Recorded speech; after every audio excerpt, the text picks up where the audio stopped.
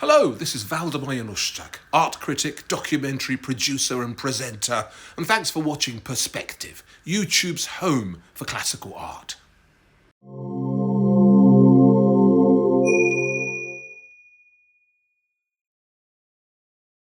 Do you know what you like, or just what you don't like?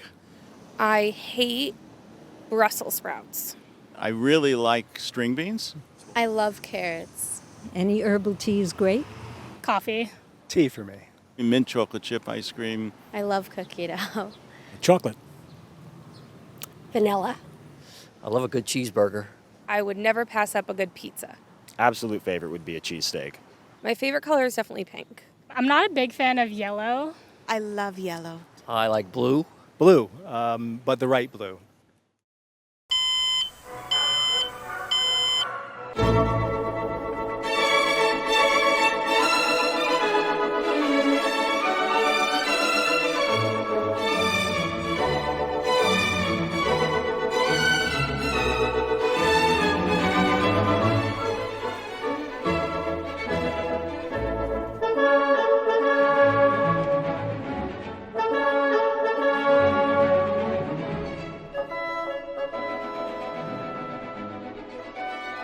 Welcome back. I'm George Marriner Maull, Artistic Director of the Discovery Orchestra. This is already our third visit together. Time flies when you're having fun, as they say. And you know what else they say, don't you? To each his own. Now, we're sure you know what that old saying means.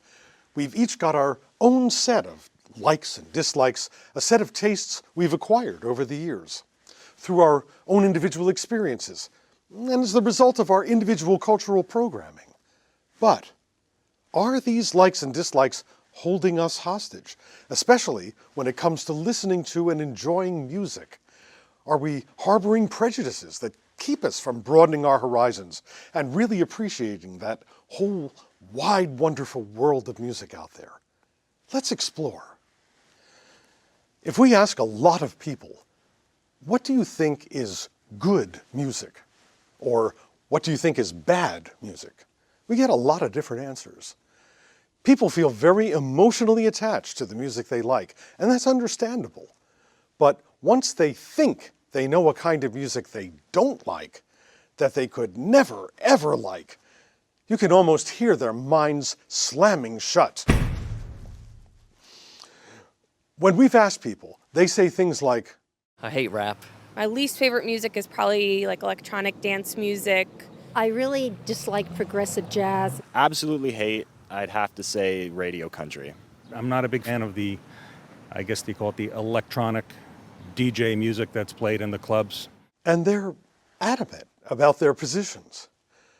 But interestingly, we've also found that people have differing opinions when you take the conversation up to a totally new plane and ask them, is this music? Does this even qualify as music?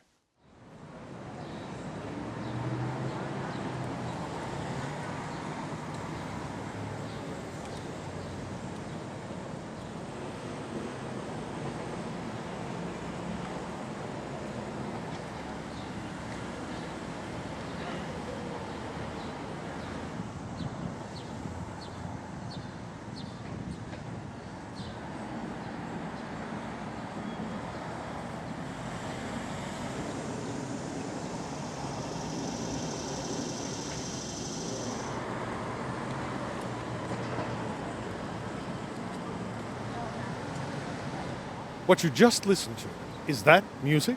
Well, of course it's music. It's not music that I would particularly like to listen to, but it's music, yeah. I don't know. Not so much for me. Absolutely. I don't consider it music, no. Yes, it was music. It had a certain amount of rhythm and interest in life and just picked up in certain areas, and it got my attention.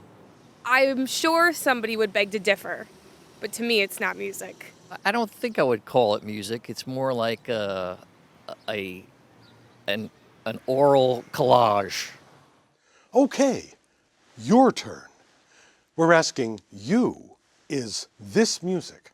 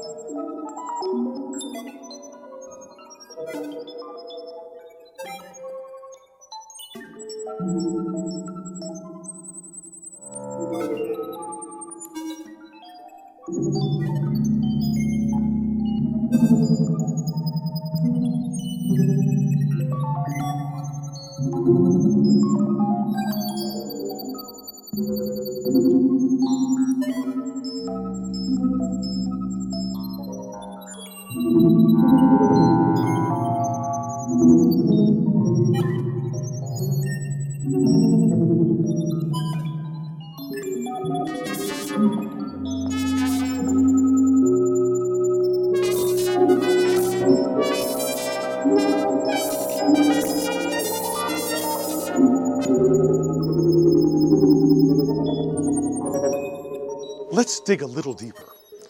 If you don't believe it's music, is it because you're thinking, it doesn't have a melody, or there's no beat, or maybe you felt, there's just no plan here, too random. Or if you think it is music, maybe that's because you feel like it definitely creates some kind of mood, that it was intentionally composed by somebody and they wanted you to feel something. Even though it's abstract, perhaps it evoked visuals in your mind, and for that reason, it seems like music.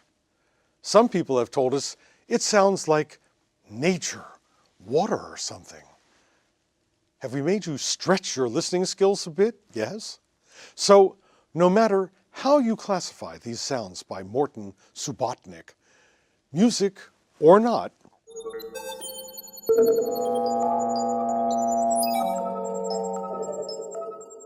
let's enlarge our minds yet again with this next exercise. We'd like to ask you to listen, to give your undivided attention to some musical excerpts. As we play each one, the date or approximate date of when it was created will come up on the screen. Think of a brief description for each one as you listen, whatever pops into your mind. You'll need this information to answer some questions when we're finished. You may want to jot your descriptions down or make a few notes. Here they come.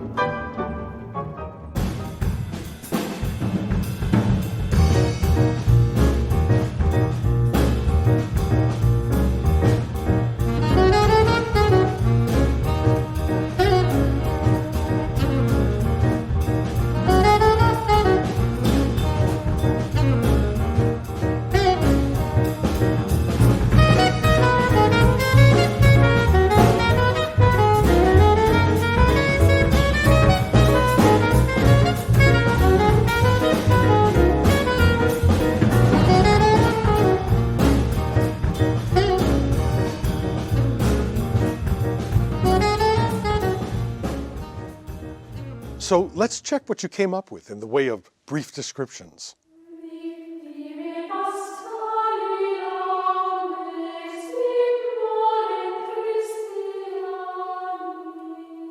We hope that sounded like chant, because it was Gregorian chant.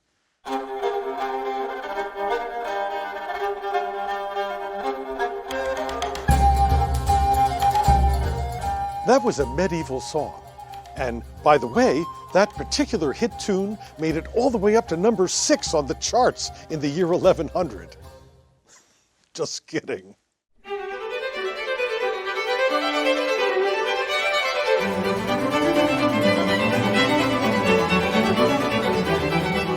Extra points if you guessed Bach. Did you notice that it featured only stringed instruments?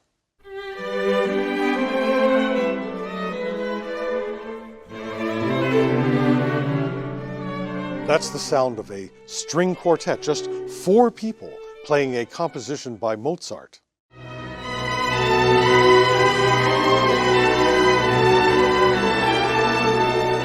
In excess of 80 musicians playing, the sound of a full symphony orchestra playing music by Rachmaninoff.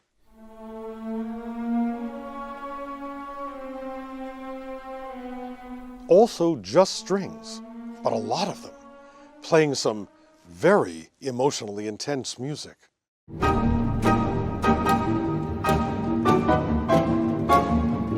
Kind of a wild piece compared to the others.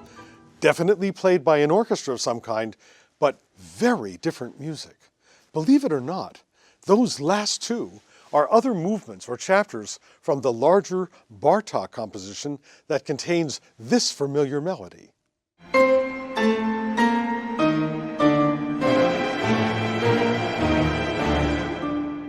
And the 8th, the last, was the very popular jazz composition Take 5 by Paul Desmond, a member of the original Dave Brubeck Quartet, played for us here by the Dan Creasy Quartet. Now, we want you to think about these compositions and write down what ingredients are common to all of them and which ingredients are not common to all of them. So what sort of things do we mean? Well, if they all had a melody, we'd put melody in the common column. If only 1 or 2 had singing, we'd put singing on the not common side. Listen to some of the excerpts again as you make your lists of common or not common basic ingredients.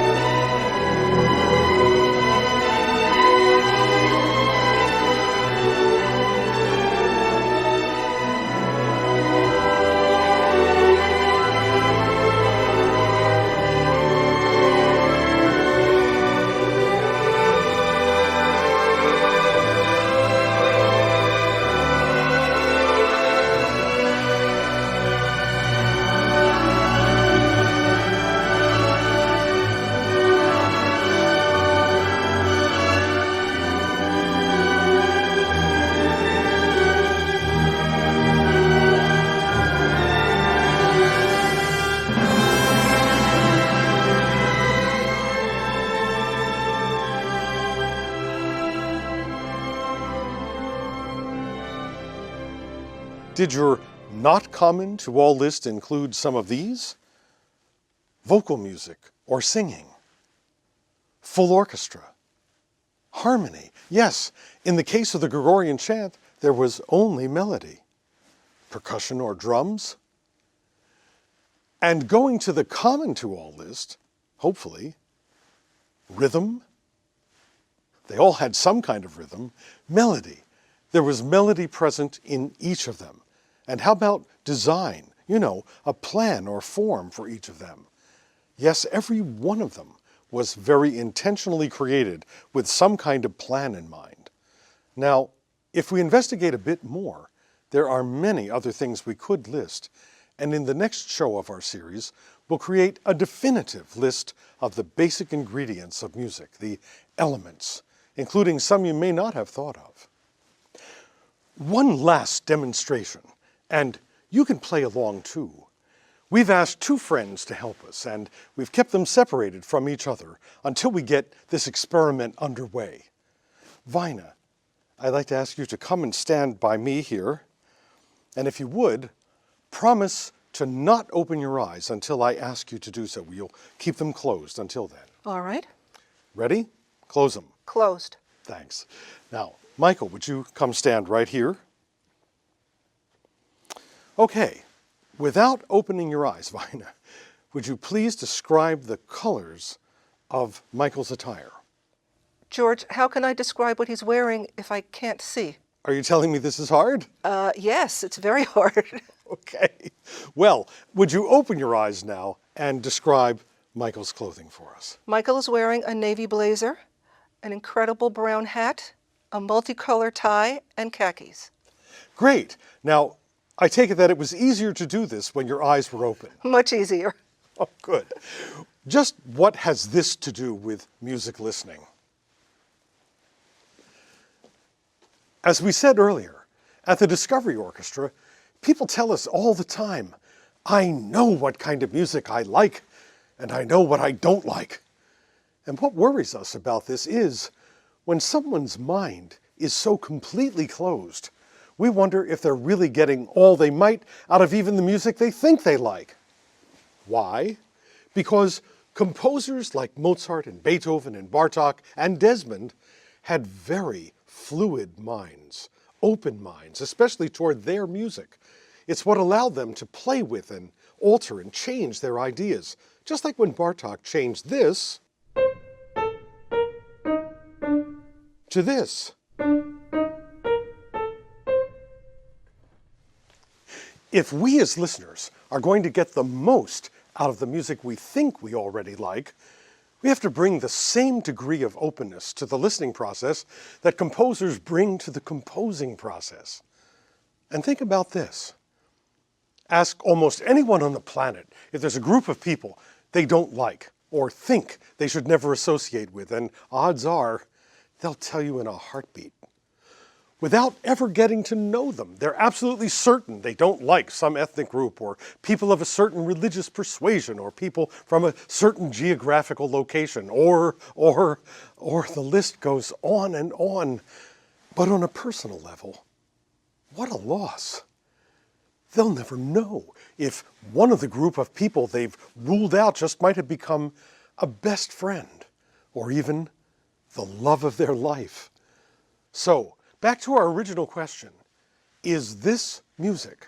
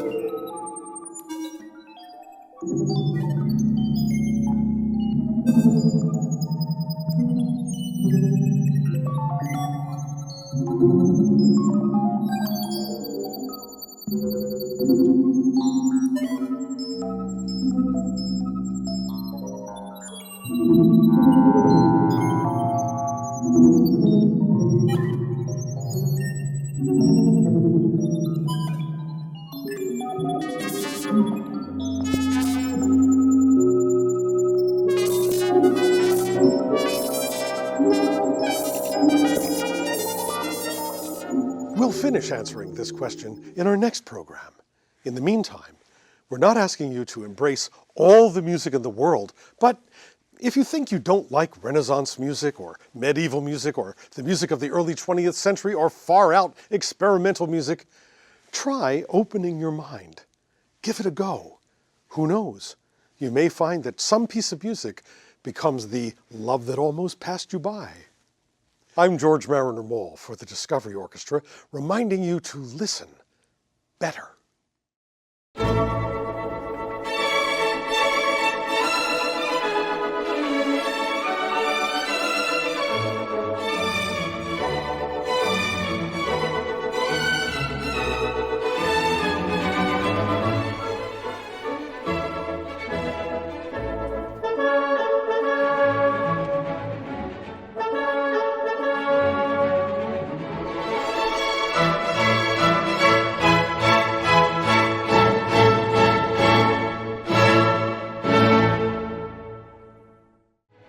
Funding for this series has been made possible in part by Jean Burgdorff, Judy Musicant and Hugh Clark, Elliot and MaryJeanette Dee, the Geraldine R. Dodge Foundation, Mr. and Mrs. James R. Gillen, the Glen Mead Trust Company, Michael J. Johnston, the Robert Mills Foundation, the Bill and Patricia O'Connor Charitable Fund, Mr. and Mrs. Sterling L. Pierson, the John Ben Snow Memorial Trust, Judy and Josh Weston, David and Ellen Williams.